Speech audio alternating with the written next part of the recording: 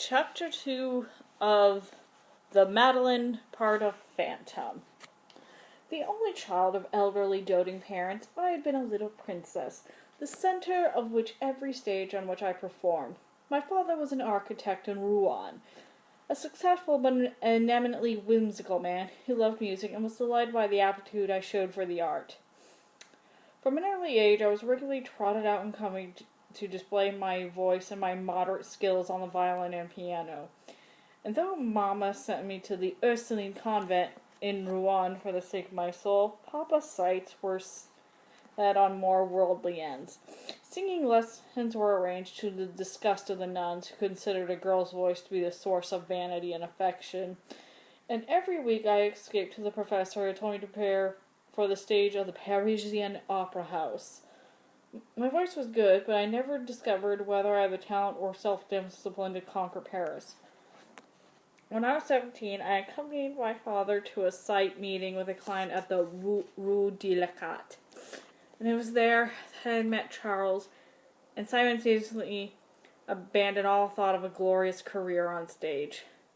15 years older than myself, Charles was a master mason whose work my father sincerely admired. Papa, who said it was a privilege to make plans in the hands of a man who had such a deep instinctive for the artistry of building, a perfectionist who was never satisfied with second best. Between Charles and my father, the average client with an eye to economy had a hard time of it. Perhaps it was because they were so totally in accord professionally that it seemed natural for Papa to welcome Charles into the family once I made my preference clear. Perhaps he remembered himself as the struggling young architect with no commission who had been obliged to fight Mama's family all those years ago. Perhaps he was simply determined, as he had been throughout my closeted existence, that nothing should mar the happiness of his only child. If he was disappointed at my decision to throw away a promising future as a prima donna, he said nothing. As for Mamma, she was English, with all the characteristics that the word implies. I think she would rather have seen me respectably, if ingloriously married, than on any Parisian stage. Charles and I went to London for the honeymoon. At Papa's expense, armed with a list of architectural sites that must be seen. We didn't see much. It was November, the most dismal of all English months, and most of our 3-week stay in the city was shrouded in a thick yellow fog. It was a good excuse to stay inside, exploring the wonders of God's architecture in our neat, discreet hotel bedroom in Kensington. On the last day of our visit, the sun streamed mercilessly through a chink in the heavy curtains and lured us guiltily from the sheets. We could never go home without seeing Hampton Court. Papa would never forgive us. It was early evening when the landau deposited us outside the hotel steps. While Charles struggled with the unfamiliar coinage and an unhelpful cab driver, I went to the foyer to collect our key. "A letter for you, madam," said the bellboy, and I took the envelope absently, tucking it into my muff as I turned to watch Charles in the foyer. I still caught my breath at the sight of him, just as I had that first day in Rouen. He was so tall and so unashamedly good-looking, and when he saw the key in my hand, his smile mirrored my thought. We ran up the wide, richly carpeted staircase, laughing and bumping heedlessly into the elderly ladies who were descending with all due English dignity. "French," I heard one of them say disdainfully. What else can you expect? Charles and I laughed even louder. Charles said we should pity the English, really. They were all stiff and cold as the Gothic gargoyles. None of them knew what love meant. 2 hours later, as I lay in Charles' arms like a contented lazy cat, I suddenly remembered the letter in my muff. It was only after our hasty return to France that I came to realize I had conceived my first child in the same week that both my parents died of cholera.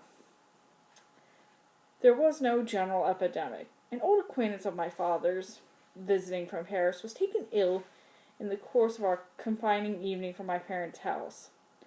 Papa would not hear of a friend returning home to be nursed by servants, and that natural generous hospitality of his killed the entire household. I could not settle in Rouen after the tragedy. The city had become for me a vast architectural museum, a mausoleum dedicated to my spoiled and happy childhood, the Baroque chapel of the old Jesuit college, the place Saint Vivien, the elegant Rue Saint Patrice with its splendid the 17th and 18th century old houses hidden behind the heavy port cocheries. No, I could not continue living in a city where every street corner and every fine old building evoked a memory that gave me pain. It was a month before Charles would permit me to enter my father's house for the fear of contagion. We were by then certain that I was pregnant, and Charles was fiercely, absurdly protective, determined that nothing should place his precious wife and child at risk.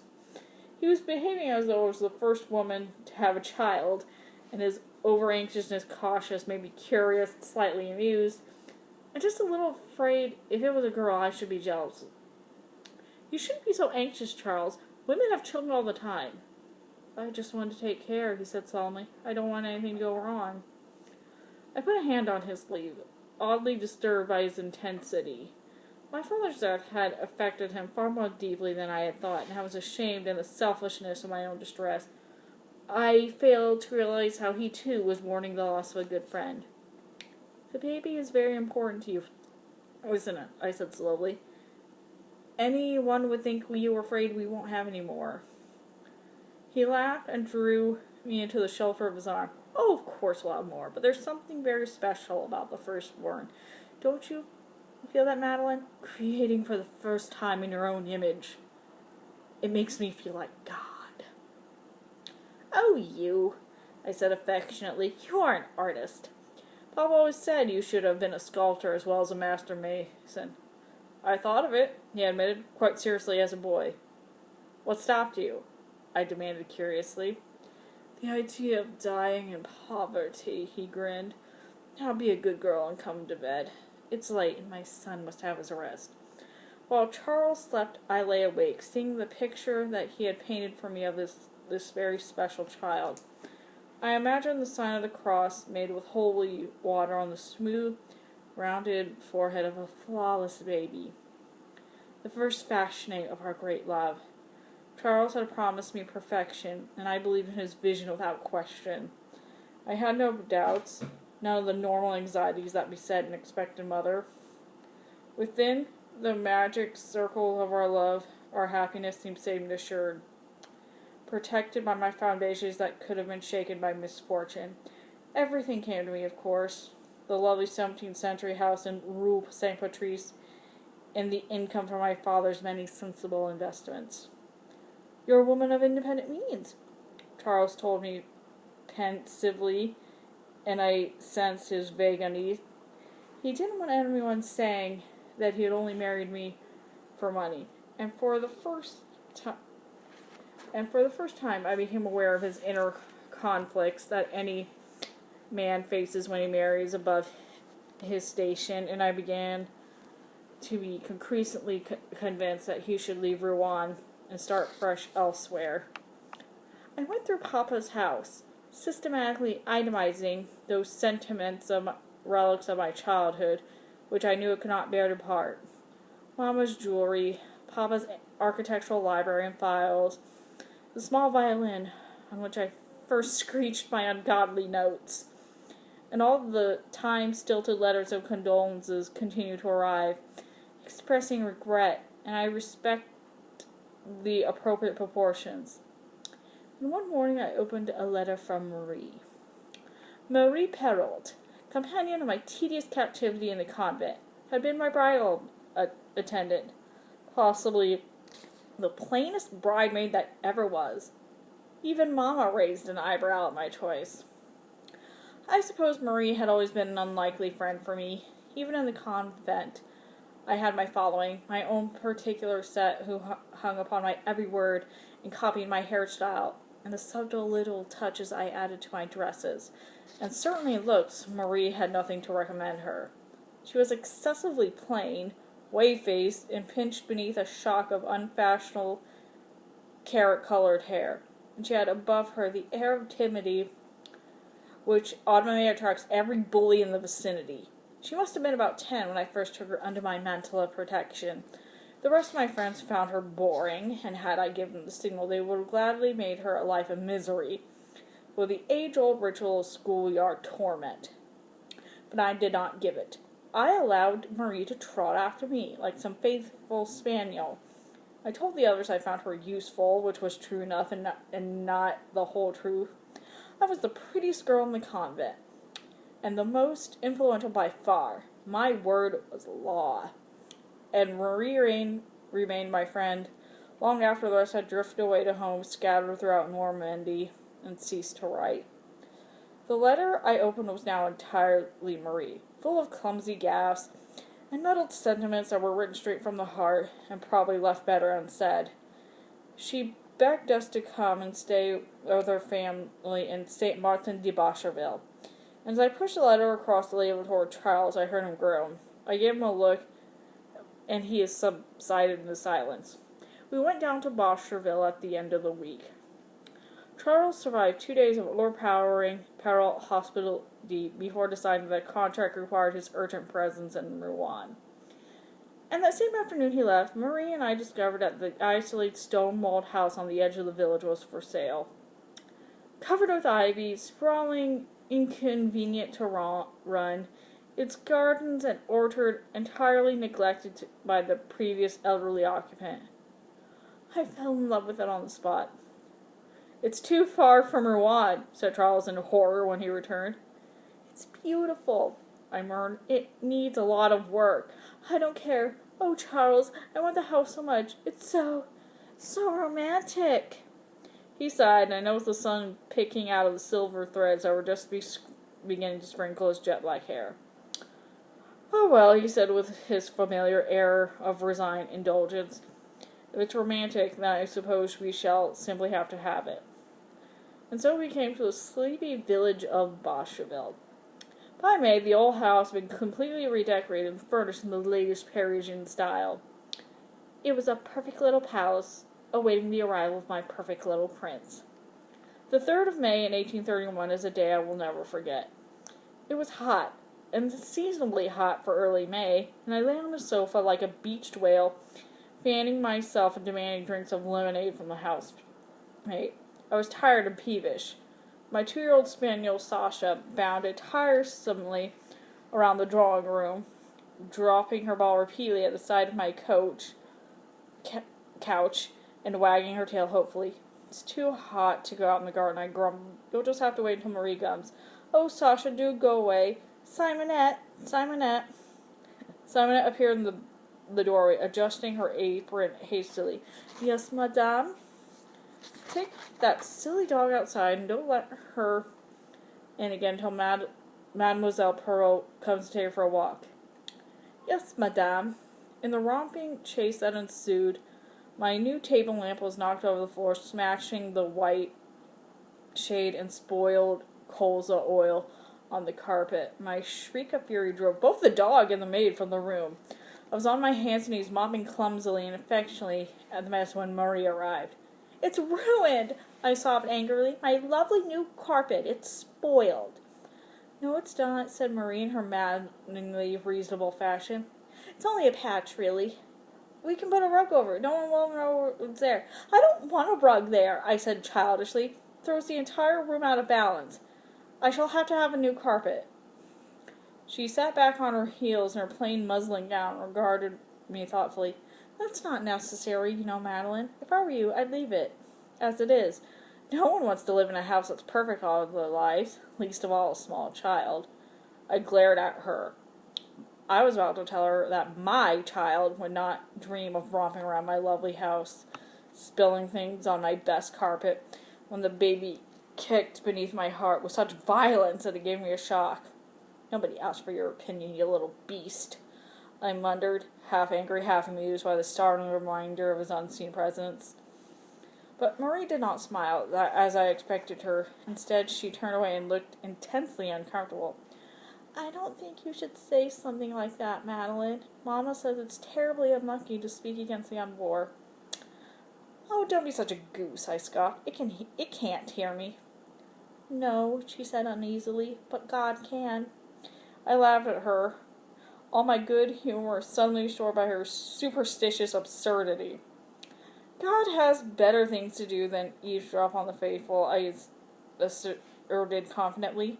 Think of all the really wicked people in the world. All the murderers and harlots and heathens. The conversation drifted to other matters, and by the time Marie left, I had quite forgotten my anger. Charles wouldn't mind if I had a new carpet. Whatever you want, darling, he would say if I asked. Whatever makes you happy. And gross and uncomfortable as I was, I would probably contrive to struggle into Rouen once more before the birth. It was growing colder now, a fresh wind blowing through the open casements. Sasha was permitted back into the room and, worn out from her walk, fell asleep on what was left of my lap. I watched her head vibrating steadily in the rhythm of a baby's vigorous kicks. He was restless tonight, I reflected indulgently.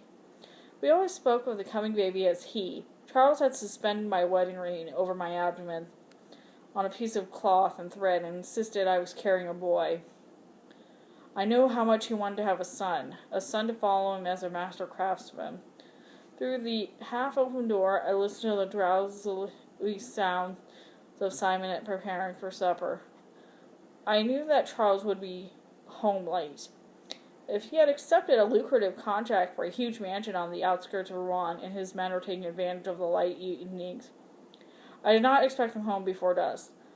The hall bracket clock was striking 6. The sun was still streaming through the window and making a latest work on the carpet.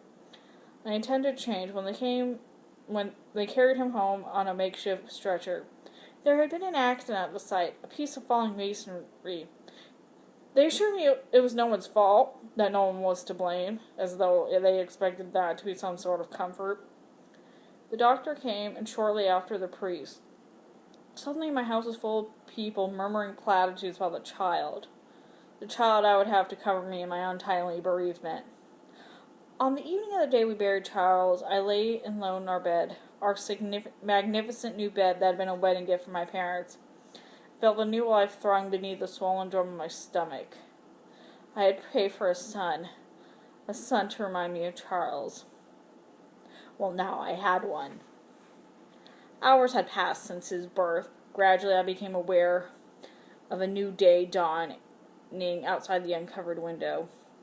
And with that I heard again the plaintive notes of that siren cry which wrapped itself around my brain like a lover's caress.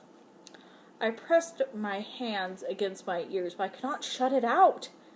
And I knew that even if I ran to the farthest corner of the world, I could not escape from him. That sound would be there in my head, driving me mad with grief. With weary resignation, I went back to the bed and covered the hideous little face with a handkerchief.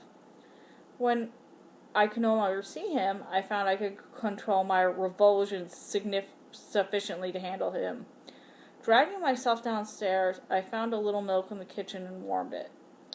Later, while we were asleep in a room full of summer sunlight, I sat in a chair feverishly fashioning the first garment he ever wore.